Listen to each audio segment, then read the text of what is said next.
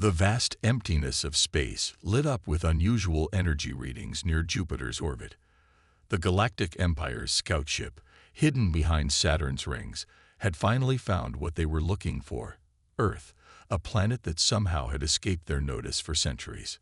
Another primitive world to add to our collection, Admiral Rex thought, watching the blue planet through his ship's advanced sensors.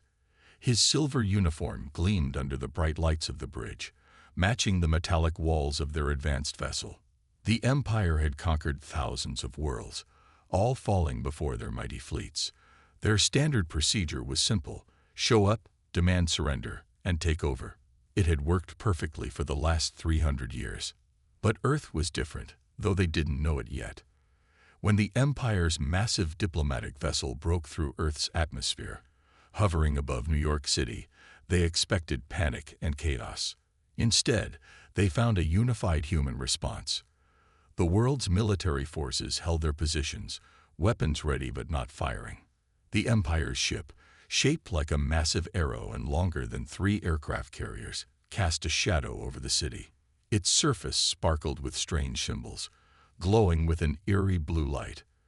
Earth's United Defense Council gathered in their underground bunker. Military leaders from every major nation sat around a circular table, watching the alien ship through their advanced satellite feeds. "They're broadcasting a message," announced General Frank, his weathered face illuminated by multiple screens. "It's being transmitted in all known languages." The alien message was clear and direct. "People of Earth, you are now part of the Galactic Empire. Resist, and you will be destroyed. Submit, and you will serve. You have 1 Earth day to respond." Admiral James stood up, his blue uniform decorated with medals from countless Earth conflicts. "Send them our response," he ordered. "The one we prepared for first contact with hostile forces." The message Earth sent back was simple: "We warn you, for your own good. Leave now. Humanity is not what you think we are. We've spent our entire history fighting ourselves. We've perfected the art of war against enemies far more clever than us. If you force this conflict, you will regret it." The Empire's response came quickly. Their ship released hundreds of smaller vessels, each one positioning itself above major cities worldwide. It was meant to intimidate. "They think they're scaring us," Admiral James said, watching the deployment. "They don't realize they're just giving us more targets." In orbit, aboard the Empire's command ship, Admiral Rex laughed at Earth's warning. He had heard similar threats from 1,000 worlds before. All of them now served the Empire. "Send in the first wave," he ordered. "Just a small one. Let's show them what real power looks like." But as the Empire's fighters descended toward Earth's surface, something unexpected happened. The planet's defensive systems activated. Hidden installations emerged from mountains, oceans, and deserts. Technology far more advanced than the Empire expected. "Impossible," Rex shouted as the first wave of his fighters exploded in brilliant fireballs across Earth's sky. "They're using energy shields. Plasma weapons. This is a primitive world." Earth's response was devastating. Hidden orbital platforms activated, revealing humanity's true technological level. The Empire had gravely miscalculated. Admiral James watched from his command center as Earth's first line of defense proved its worth. "We tried to warn them," he said quietly. "We really did." The Empire's diplomatic vessel retreated to a safe distance, its commanders shocked by the level of resistance. They had expected bows and arrows, perhaps primitive projectile weapons. Instead, they found an adversary with technology that rivaled their own. "Send word to the Empire," Rex commanded, his voice shaking with rage. "We'll need the full fleet. These humans, they've been hiding their true nature from the galaxy." As the Empire's ships retreated to regroup, Admiral James prepared Earth's forces for what was coming. "Send the word to all commands," he ordered. "Operation Thunderbolt is now active." They wanted a war. We'll give them one they'll never forget. The first battle was over, but the real war was just beginning. Humanity had revealed only a fraction of its capabilities, and the Empire had no idea what they had just started. In the darkness of space, both sides prepared for a conflict that would change the galaxy forever. Humanity's warning had been ignored, and now the Empire would learn why that was a terrible mistake. The red dust of Mars swirled around the human colony's protective domes. Inside, Commander Tom watched as thousands of civilians rushed toward the underground bunkers. The Empire's fleet had just appeared at the edge of the solar system, and Mars would be their first target. All civilians to emergency stations, blared the announcement system. This is not a drill. Repeat, this is not a drill. The Empire's attack force was massive. Over 300 warships, each one bristling with weapons. They had returned with enough firepower to conquer 10 solar systems, determined to make an example of humanity. Status report, Commander Tom called out, standing in the colony's control center. The room hummed with activity as officers rushed between stations. Empire fleet will reach Mars orbit in 10 minutes, reported his second-in-command. They're not even trying to hide their approach. They want us to see them coming. Tom smiled. The Empire was walking right into their trap. In Earth's secret military base beneath the Pacific Ocean, Admiral James watched the enemy fleet's approach. "Are the Mars defense systems ready?" he asked. "Yes, sir. The Empire thinks they're attacking a lightly defended colony. They have no idea what's waiting for them." As the Empire's ships entered Mars orbit, they launched their first attack. Thousands of energy beams rained down on the colony's protective shields. The Empire expected the shields to fail instantly. They didn't. Instead, something extraordinary happened. Each hit made the shields stronger. The human engineers had created adaptive shield technology. The more energy thrown at it, the more powerful it became. Admiral Rex watched in disbelief from his flagship. "Impossible. Pour everything we have into those shields. They must break." The Empire ships fired everything they had.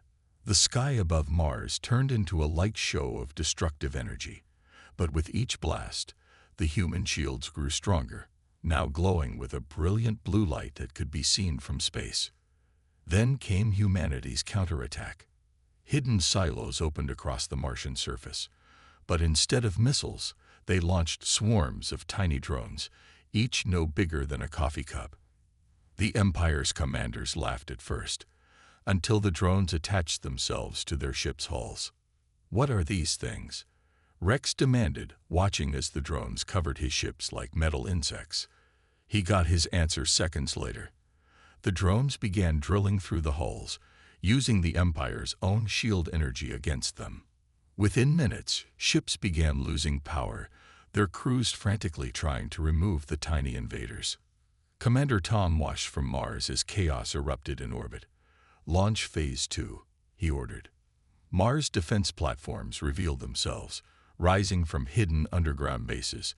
They fired specialized EMP weapons designed specifically to work against the Empire's technology. Ship after ship went dark. The mighty Empire fleet, which had conquered countless worlds, was being taken apart by an enemy they had severely underestimated. "Retreat," Rex ordered, watching as his fleet fell into chaos. "Full retreat." But the humans weren't done yet.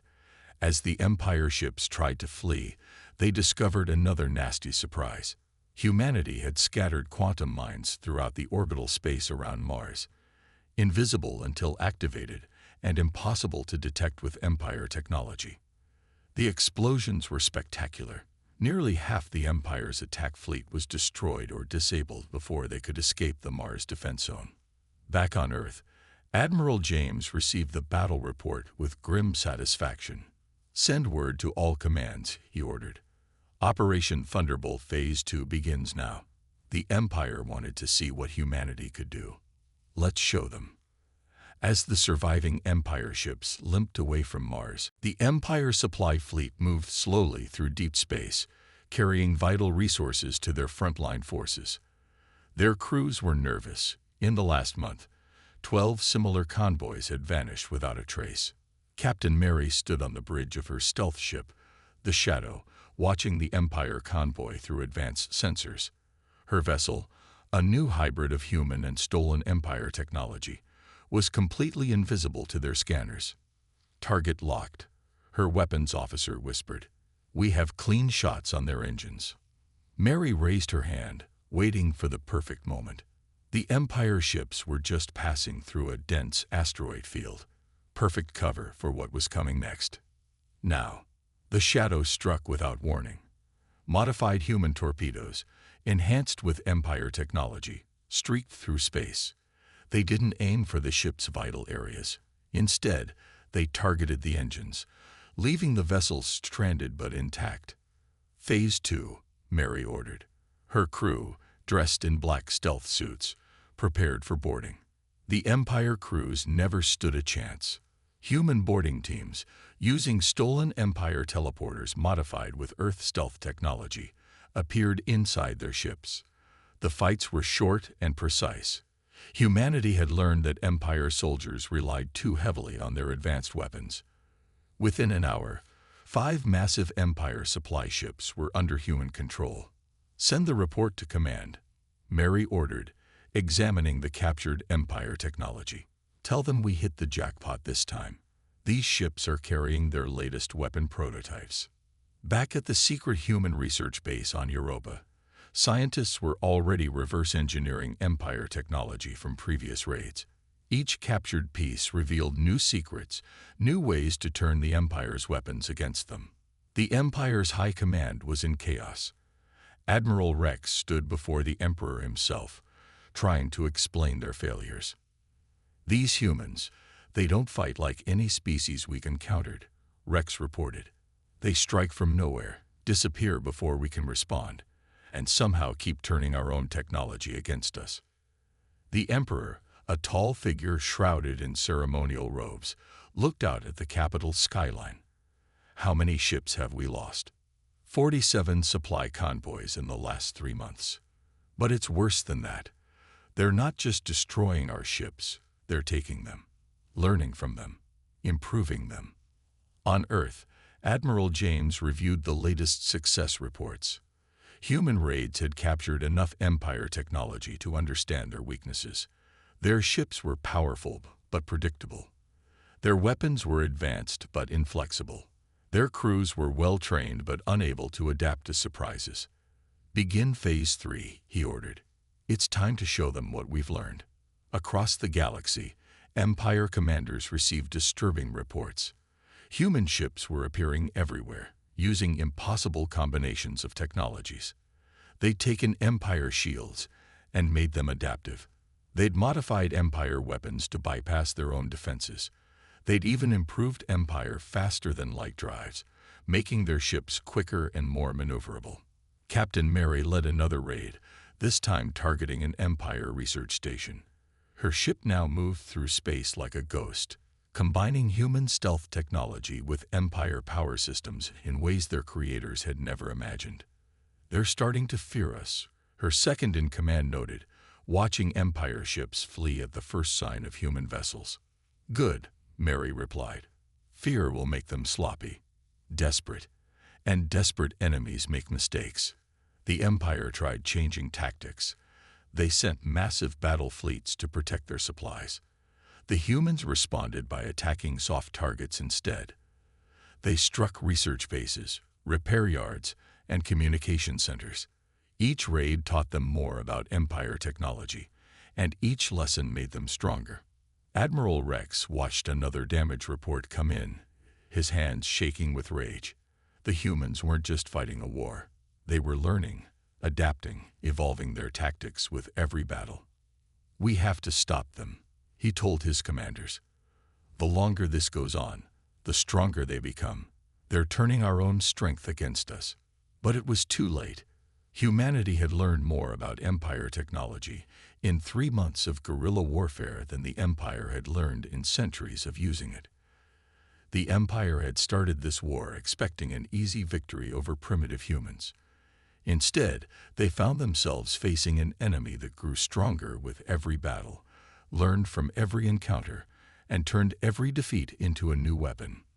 The guerrilla war was over. Now, humanity was ready to take the fight directly to the Empire. General Robert stood before the massive viewscreen in Earth's Central Command, watching as humanity's new fleet assembled near Jupiter. 5,000 ships, each one a perfect fusion of human ingenuity and Empire technology. All battle groups report ready, his aide announced. Operation Thunderstrike can begin on your order.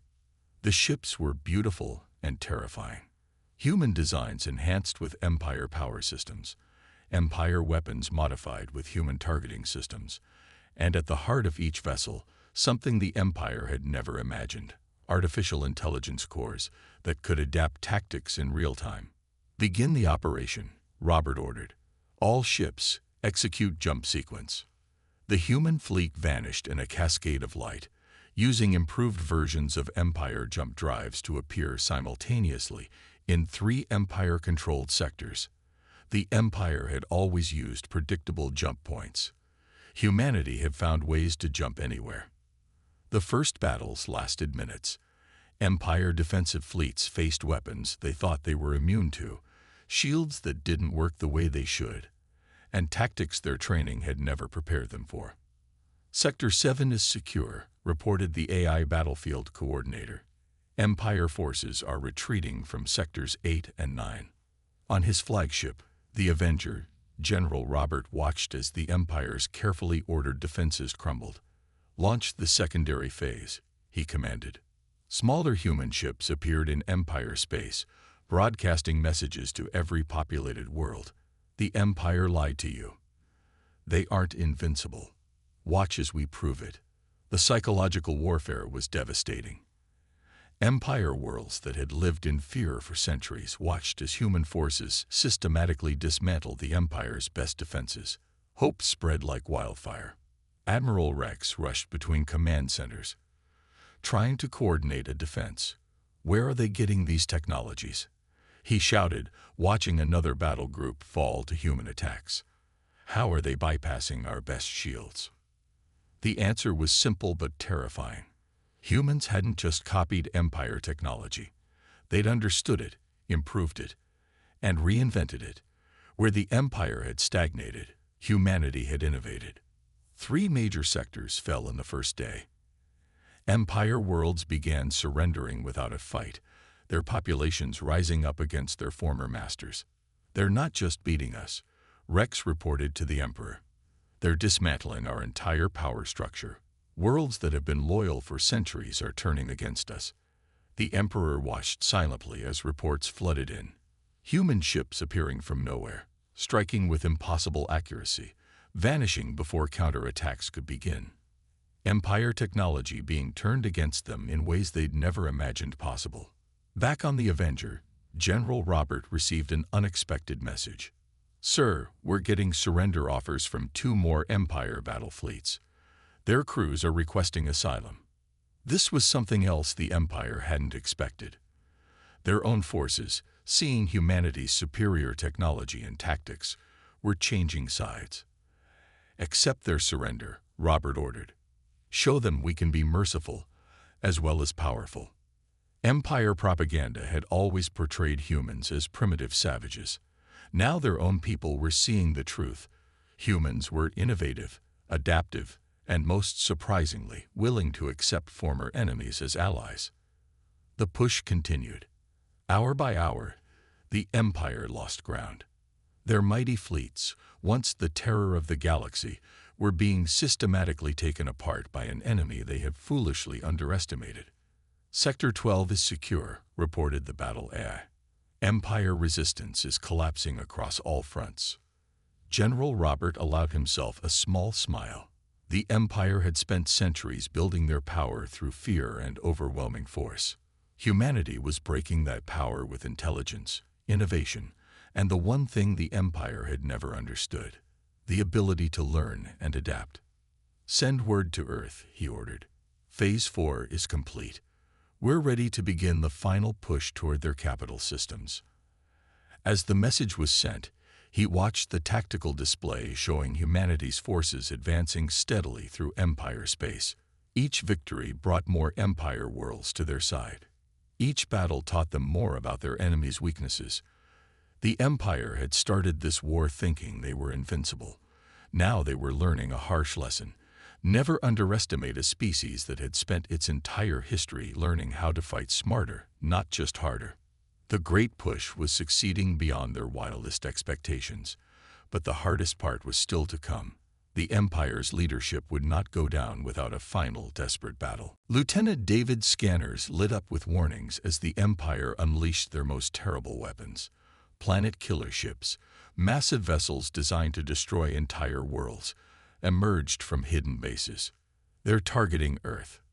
His sensor officer shouted. Multiple planet killer ships on direct approach to the solar system. David stood calmly on his bridge, watching the massive vessels approach. The Empire thought these superweapons would turn the tide of war. They didn't know about humanity's newest defense. Activate the quantum web, he ordered. Across the solar system, hidden satellites powered up. Humanity had discovered something the Empire had never even imagined: quantum entanglement on a massive scale. As the planet killers charged their main weapons, invisible quantum fields spread between Earth's defenders. The Empire ships fired. Beams of energy powerful enough to crack planets shot toward Earth. The Empire commanders watched, certain of their victory. Nothing happened. The quantum web caught their attacks, channeled the energy through countless entangled particles, and redirected it back at the attackers. The Empire's own weapons turned against them, destroying 3 planet killers in massive explosions. Impossible, screamed Admiral Rex from his command ship. No species has ever survived a planet killer attack. Lieutenant David smiled. Launch the boarding pods. Take those ships intact. We need their technology. Special Forces troops, using advanced stealth suits that combined human and Empire tech, teleported directly onto the remaining planet killers. The Empire crews found themselves fighting an enemy they couldn't track, couldn't hit, and couldn't stop. One by one, the most powerful weapons in the Empire's arsenal fell into human hands. "Sir," David's communications officer called out, "we're detecting massive energy signatures from the Empire's core worlds. They're activating something big." The Empire's last resort emerged from their capital system. A sun killer, a weapon so powerful it could make stars go supernova. They had never used it before, knowing it would make them feared even by their own subjects. "This is your last warning." Rex's voice boomed across all channels. "Surrender, or we start destroying stars. Your quantum defenses can't stop this." David relayed the threat to Earth Command. Admiral James responded immediately. "Execute Operation Sunbreaker." Humanity had prepared for this too. As the Sun Killer approached, hundreds of small devices appeared around it, each one generating its own quantum field. The Empire weapon found itself trapped in a web of space-time, unable to power up its main systems. "Begin capture sequence," David ordered. His ships moved in, using precise quantum teleportation to extract the Empire crew and secure the massive weapon. In 6 hours, humanity had captured every super weapon the Empire possessed. The quantum web technology, something the Empire scientists had deemed impossible, had changed the rules of space warfare forever. Admiral Rex watched in horror as reports came in. The planet killers were gone. The sun killer was captured. And worse, humanity now had access to the Empire's most closely guarded weapons technology. "We have to sue for peace," his advisors urged. "They can now destroy our entire civilization." But Rex knew something they didn't. The Empire still had one final weapon, hidden so deep in their capital system that even their own people had forgotten about it. A device that could tear apart the fabric of space itself. David received the warning from Earth's quantum sensors. "Sir, we're detecting strange readings from the Empire capital. Something's distorting space itself." The Empire's desperation had reached its peak. They would rather risk destroying reality itself than admit defeat. But humanity had one more surprise waiting. "Deploy the phase shift generators," David commanded. His ships activated devices that could slide between different quantum states, making them immune to spatial distortion. The Empire's final weapon fired, tearing a hole in space. But instead of destroying the human fleet, the attack passed harmlessly through their phase-shifted ships. "Send the message," David ordered. "Tell them what happens if they try that again." The Empire received the transmission. Footage of their own superweapons, now controlled by humanity, aimed at their capital worlds. The message was clear: continue fighting, and they would face their own terrible weapons. Admiral Rex stared at the tactical display, watching as human ships surrounded his last defenses. They had survived everything, countered every weapon, and turned the Empire's own strength against them. The Empire's desperation had led them to reveal their worst weapons. Now those same weapons would help ensure their defeat. The Empire's capital system glowed with the light of 3 suns. Around its 12 planets, the remaining Empire fleet gathered for their last stand. 10,000 ships, everything they had left, formed a defensive wall around their throne world. Admiral James stood on the bridge of Earth's flagship, humanity's hope, watching the enemy's preparations. The Empire had gathered every remaining ship, every weapon, and every soldier they could find. "They still outnumber us 2-1, his tactical officer reported. "Numbers stopped mattering months ago," James replied calmly. "Send the message." The transmission went out to every Empire ship and world. "This is your final chance for peaceful surrender. You've seen what we can do. Don't make us demonstrate our full power." On the Empire throne world, chaos erupted in the Grand Council chamber. The Emperor watched as his advisors split into 2 factions. The peace faction begged to surrender, while the war faction demanded one final battle. "We can't win," shouted the peace faction's leader. "These humans have countered every weapon, defeated every strategy. Better to die fighting than live as slaves." The war faction screamed back. The Emperor raised his hand for silence. In the quiet that followed, a new message appeared on their screens. The humans were broadcasting images of captured Empire superweapons, now modified and enhanced with human technology. "Those are our own planet killers," someone whispered. "They've made them even stronger." Admiral James waited patiently as the Empire debated their fate. His fleet held position, their weapons powered down to show their sincerity about peace. The war faction made their move first. 5,000 Empire ships broke formation, charging toward the human fleet in a desperate attack. They knew they would die, but hoped to take many humans with them. "They've made their choice," James said sadly. "Activate the phase shields." As the Empire ships opened fire, their weapons passed harmlessly through the human fleet. The phase shield technology, perfected after capturing Empire weapons, made James's ships virtually invincible. "Return fire," he ordered. "Disabled shots only. No destruction unless absolutely necessary." Human weapons, precise and controlled, struck the Empire ships' engines and weapon systems.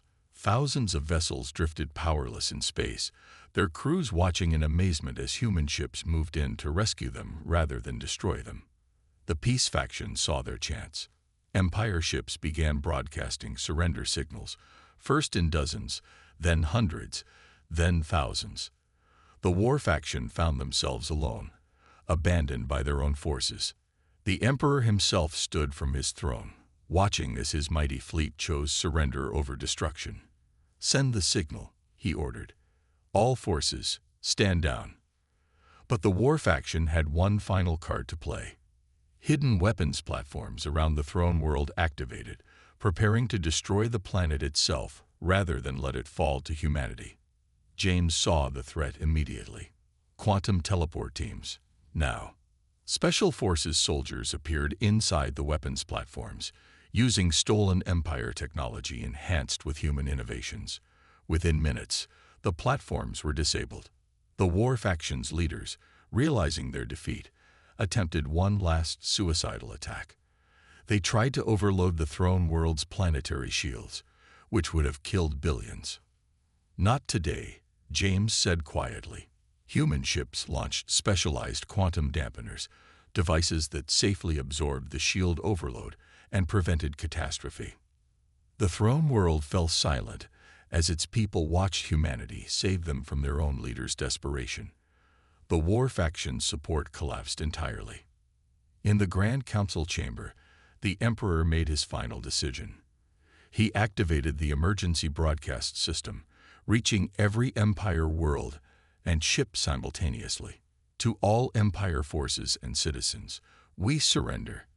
The humans have proven themselves not just superior in battle, but merciful in victory. The war is over. Admiral James received the surrender transmission and immediately ordered his fleet to stand down. As human ships moved to secure the throne world, he sent his own message. We accept your surrender. No revenge will be taken. No worlds will be destroyed. Together, we'll build something better than an empire. We'll build a true galactic community. The final stand had ended not with the destruction of a civilization, but with the dawn of a new era. The Empire had expected humanity to be as cruel in victory as they had been. Instead, they found something they had never imagined: an enemy who fought to end war, not to continue it. The greatest battle in galactic history ended not with a bang, but with a promise of peace. 1 year after the Empire's surrender, the galactic capital had changed. Where once stood monuments to Empire power, new buildings rose that celebrated unity and peace. Ships from 1,000 worlds moved freely through space, no longer afraid of Empire patrols. Admiral James walked through the halls of the new Galactic Council chamber, built on what was once the Empire's throne world. Representatives from every species, including former Empire worlds, gathered to shape the galaxy's future. The humans changed everything. A former Empire official told his colleagues, "They could have destroyed us. Instead, they helped us rebuild." The changes were everywhere. Human quantum technology, shared freely with all worlds, revolutionized space travel. Empire weapons, modified to protect rather than destroy, now guarded peaceful shipping lanes. Another group of Empire worlds requesting to join the Federation, reported Lieutenant David, now a senior diplomat. That makes 300 this month. The Federation, humanity's alternative to the Empire, operated on principles of cooperation rather than conquest. Former Empire worlds discovered something they had never known: the right to choose their own path. General Robert, overseeing the conversion of Empire warships into exploration vessels, watched as mixed crews of humans and former Empire citizens worked together. "They're learning from each other," he noted.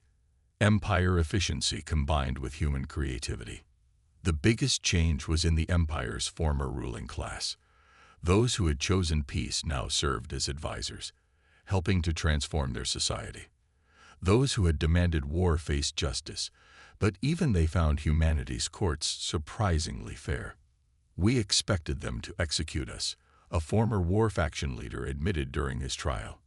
"Instead, they asked us to help prevent future wars."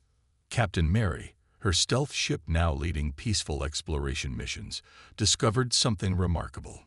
Freed from Empire control, many worlds had hidden technologies they had been afraid to share. The galaxy's combined knowledge grew exponentially. "Every day we find something new," she reported to Earth. "The Empire suppressed so much innovation. Now it's all coming to light." The former Emperor, now serving as one of many council representatives, watched in amazement as his people flourished under freedom. Worlds that had been resource-poor under Empire rule discovered new ways to prosper through trade and cooperation. "We thought power came from control," he told James during a council session. "You showed us it comes from working together." Earth's influence spread not through force, but through example. The quantum web technology that had defended Earth now protected every Federation world. Former Empire citizens learned that strength didn't require cruelty. "Look at these production numbers," David said, showing James the latest reports. "Worlds that could barely feed themselves under Empire rule are now exporting food. Free people work better than slaves." The greatest change was in space itself, where Empire ships once prowled, looking for worlds to conquer. Federation vessels explored and traded. The planet killer weapons were dismantled, their power cores converted to provide energy for developing worlds. Another diplomatic mission successful, Mary reported, returning from a distant sector. 3 more independent systems joining the Federation. They say they've watched us for a year and like what they see. James stood at the great window of the council chamber, watching ships from 100 worlds move peacefully through space. The Empire had ruled through fear for centuries. It had taken humanity less than 2 years to show the galaxy a better way. The latest education reports are in, Robert announced during a council meeting. Literacy rates on former Empire worlds have doubled. Scientific progress is off the charts. The galaxy was changing, growing, evolving. The Empire had forced worlds to serve. The Federation invited them to grow. Where the Empire demanded obedience, humanity offered partnership. We warned them, James said quietly, watching a group of former Empire children playing with human kids in the council building's garden. We warned them that humanity was different, that we knew a better way. The war that could have destroyed civilization had instead renewed it. The Empire's fall had led not to chaos, but to unprecedented cooperation. Humanity had proven that the greatest power wasn't the ability to destroy worlds, but the wisdom to help them thrive. A new dawn had truly risen over the galaxy, and it shone brighter than anyone had imagined possible.